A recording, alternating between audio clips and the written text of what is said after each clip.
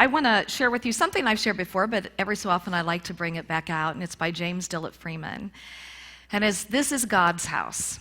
May all who come here not only find out about God, but find God. May there be beauty in this place, but especially may it be a place where men and women become aware of the beauty within themselves. May this be a place of worship. May this be a place of instruction. May this be a place of singing. May this be a place of prayer.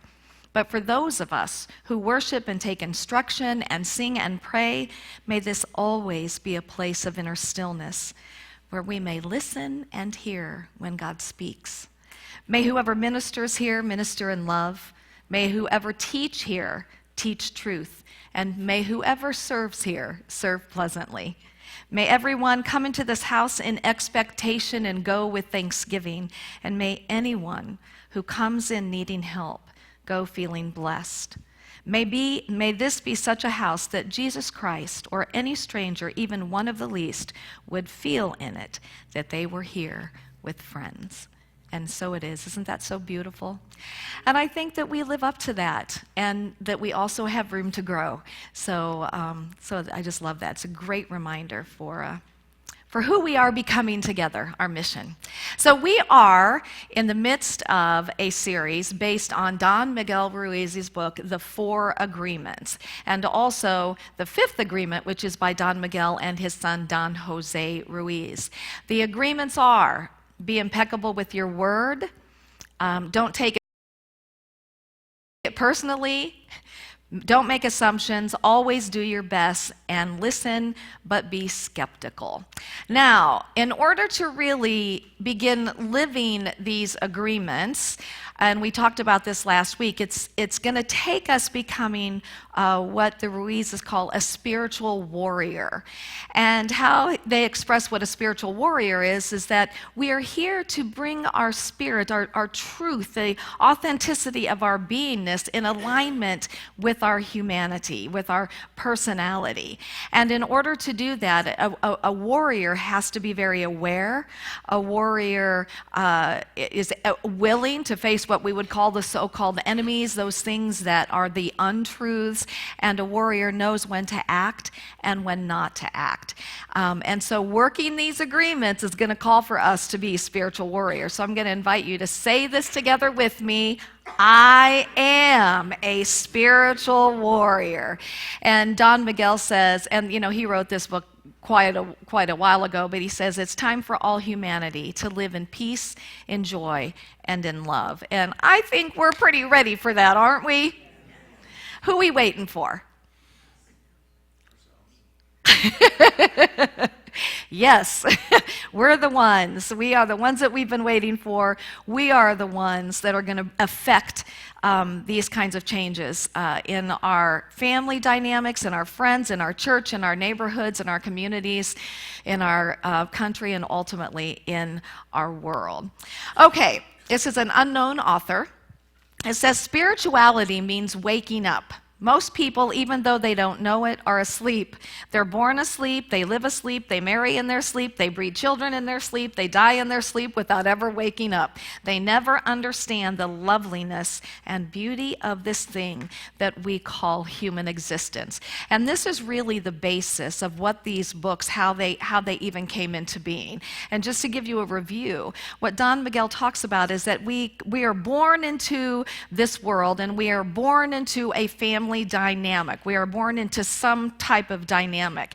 And by default, when we come into the world, we agree with everything about the environment that we are growing up in, because we don't know differently. So whatever was our upbringing, whatever was our culture, whatever was the family dynamic, the past family dynamic from generation to generation, by default we say, yes, this is who I am, this is what I'm about, because this is what I have been taught, that this is who I am. He calls this the dream, and it's the dream of generations before us that have come forth to this point.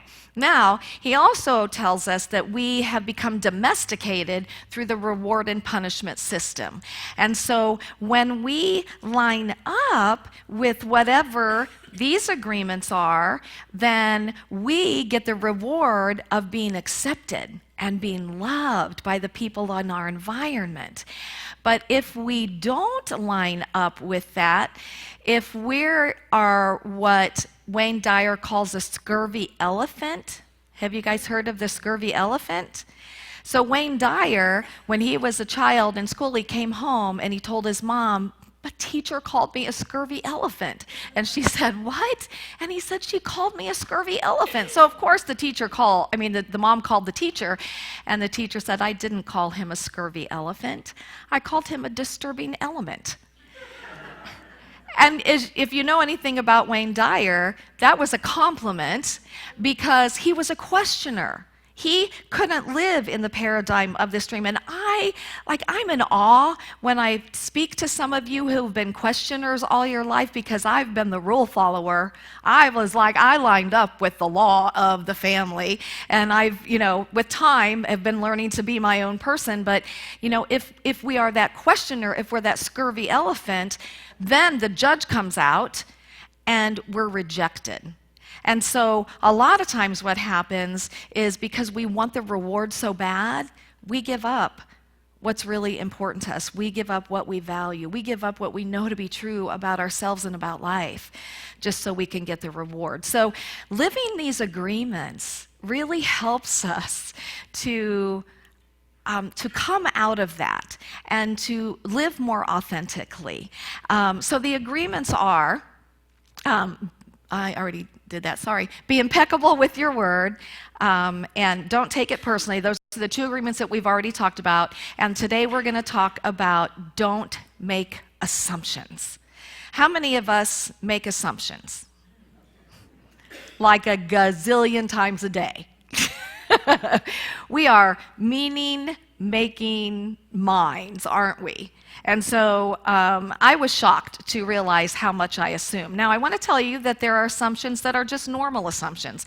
We can assume when we're going to flick on the switch that the light's going to come on, when we turn our key in our car that the engine's going to start up. We can assume that we're going to wake up in the morning and that springtime is going to come and we're going to see the beauty of what springtime has to offer us. There's a lot of assumptions that are really good. So I want to share with you a little story.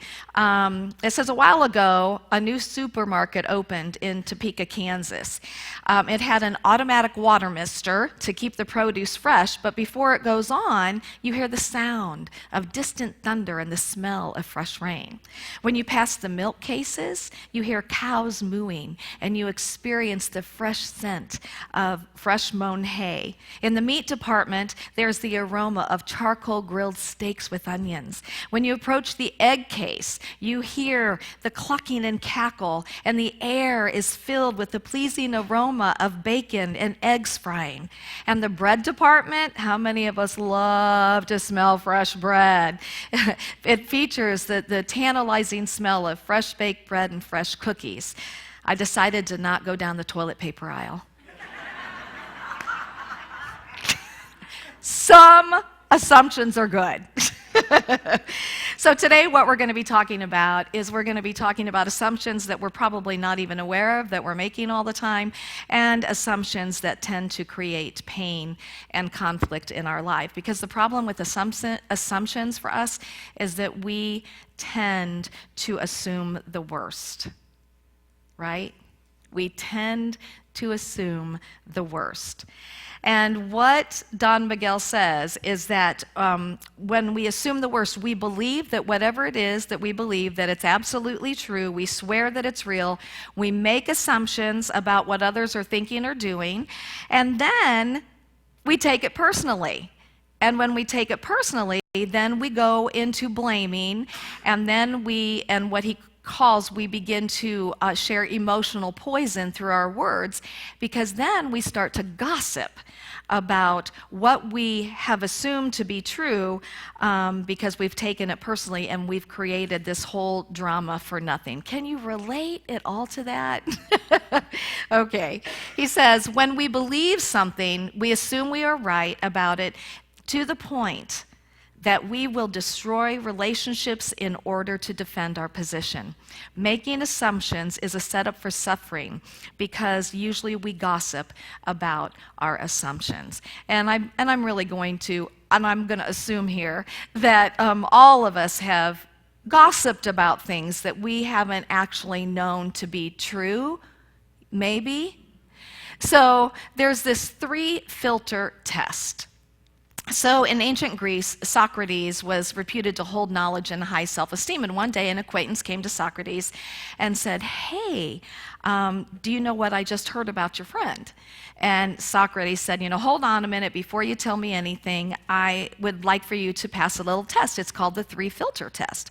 So the guy said, "Okay." And he said, "Okay, so before you talk to me about my friend, it might be a good idea to take a moment and to filter what you're going to say." Did you guys know we could filter what we're going to say? Is that like a big surprise or what? We can actually filter and we can actually stop it from coming out. That's pretty exciting, isn't it?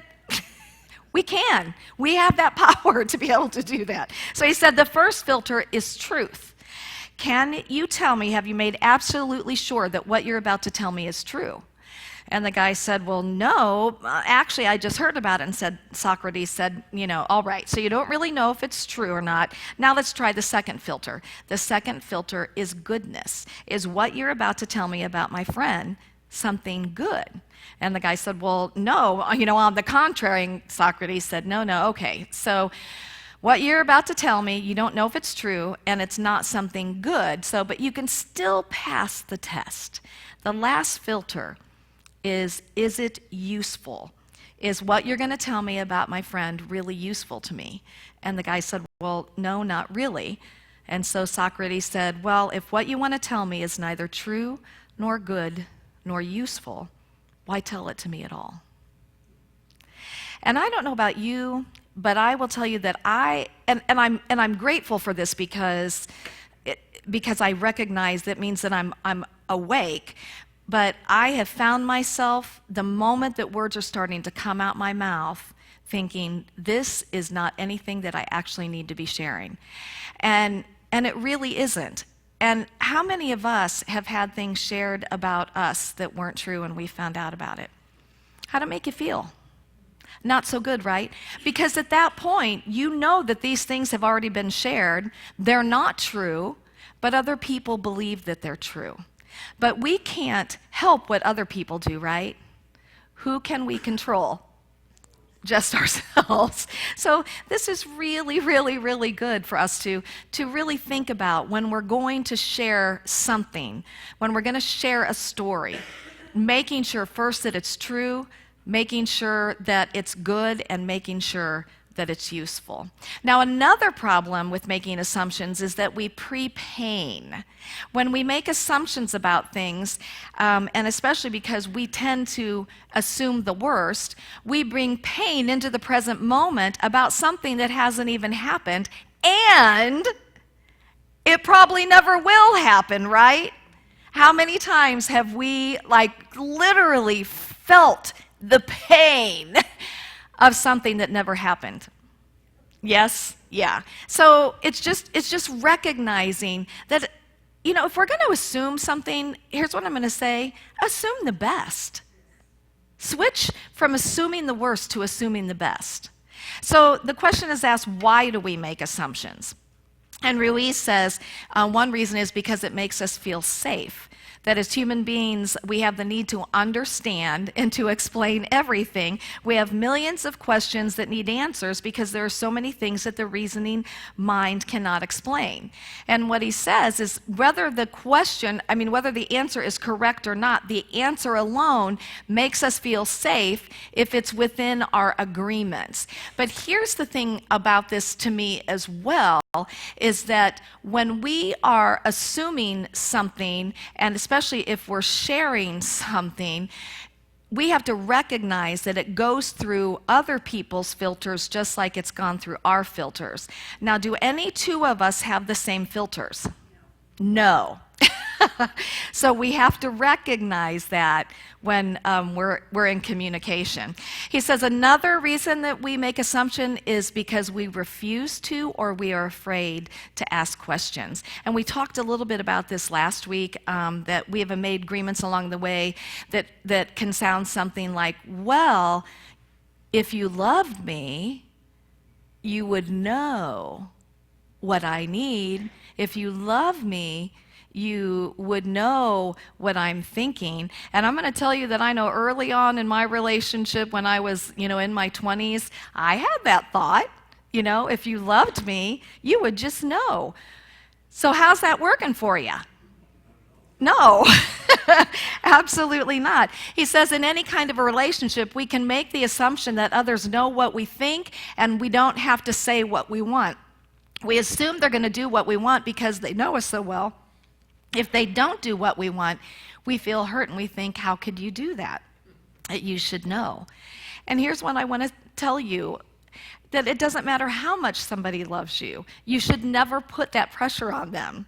That the most important thing is that you communicate your needs and your desires to whoever it is, whether it's your partner, whether it's a friend, whether it's a coworker, whatever it is, that you communicate, that you actually speak about it. And that's one of the things we're going to talk about in a few minutes, because that's one of the areas where we have a tendency to fall down, right? Is in actually that person-to-person communication. And I'm talking, you guys, beyond social media, beyond texting, beyond emailing, beyond anything, that you have a face-to-face communication with people. That's kind of a novel thing these days, isn't it? To have face-to-face. And then another agreement is that it's not safe to ask questions. Why? Because if we ask a question and we're rejected, then it just brings up that whole thing again about that I'm not being accepted. But what he says is find the courage to ask for what you want. Others have the right to tell you yes or no, but you always have the right to ask. And recognize too that everybody else has the right to ask you as well, but you also have the right to say yes or no. It's always better to ask questions than to make an assumption, because assumptions set us up for suffering. It's always better to ask questions. It's always better to communicate, because assumptions will almost always set us up for suffering. Which this is attached to another one, and Don Miguel Ruiz says that this is the biggest assumption that we make, is that everyone else sees things the way that we see things, that people feel the same way. Now, I think that's kind of been blown out of the water in the last few years. Would you agree? We recognize not everybody sees things the same way we do. Not everybody feels the same way that we do. And it's kind of, I think that it's good in the sense that it's brought it to the surface so that we can look at it. And now what we have to do is we have to learn how to be in community with each other and have differing ideas and beliefs. The world, it's a diverse world, right? And yet, it's so hard for us when somebody believes so differently from us. And what do? We take it personally, right? We take it personally because we think that we're right. And it's so important for us to recognize there is no other person on the face of the planet that sees things exactly the same way as you do, not one. It doesn't matter if you grew up with them. How many of us have had an experience in a family dynamic where our siblings were there, we were all there together, but we all have a different story about the event? Yeah.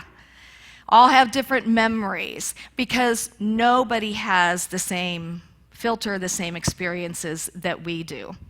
Okay, so what are some of the ways that we assume? Now, I can only touch on a few, you guys, and this is really just kind of get our juices flowing so that we can start looking at it for ourselves, because we assume all the time. We assume based on appearance. Within seconds of looking at someone who is different than us, we make up an entire story about them. We will even make up stories about their morality, about their, we'll just make up stories, yes? Just recognizing that. It's just becoming awake and aware that we're even doing it. We assume based on how people show up. I know that when I was young, I was very shy, but I recognize in hindsight that a lot of my schoolmates thought that I was a snob, that I was stuck up, and it had nothing to do with that. I just didn't have any self-esteem. I was shy. So we make assumptions based on that. We make assumptions based on people's moods. Yes? Oh my gosh, you're in a bad mood. It must be all about me. Oh my gosh, I'm taking it personally. Yeah? We assume that we know what other people are thinking or doing, and we assume that we have all the facts. And I'm going to tell you that if we are assuming, we never have all the facts. If we are assuming, we never have all the facts. We assume, I'm going to tell you this because this is just a cute little kind of joke. So a cowboy rode into town, I shared this before years ago, and stopped at a saloon for a drink. But unfortunately, the locals in the town like to have fun with whoever came into town for the first time. So when he finished his drink, he went out and he realized that his horse had been stolen.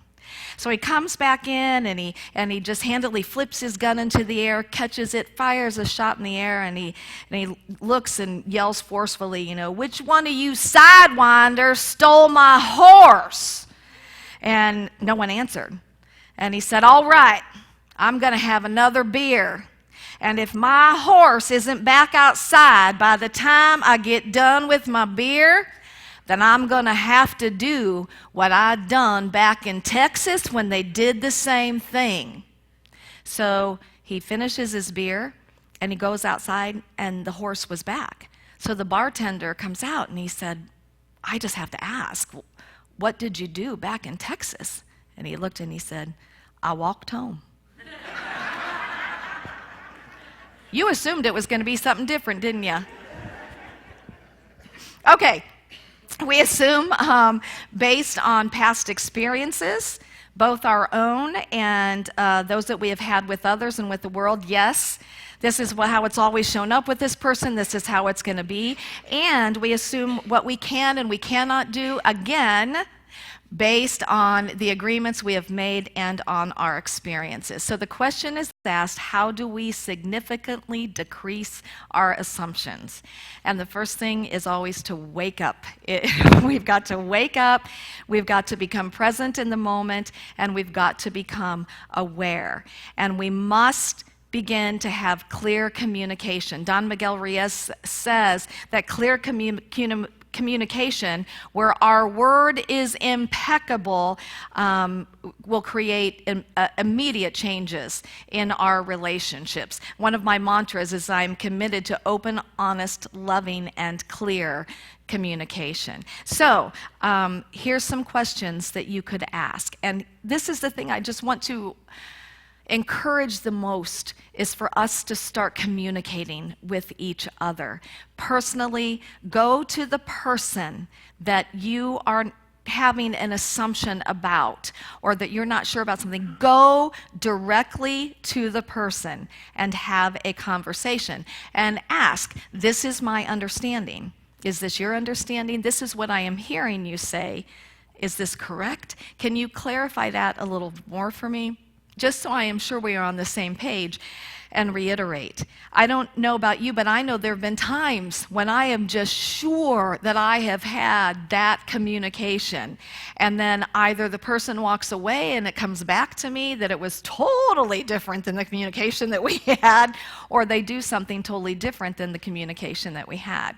And so it's important to really take the time to be present, and it's not always comfortable to continue the conversation to say, okay, I'm not totally clear yet, and I just want to make sure that we're on the same page. So, can you just speak back to me what you heard me say, or that I'm going to reiterate to you what I just said, so that you have that clear communication, so that you don't have that problem down the road.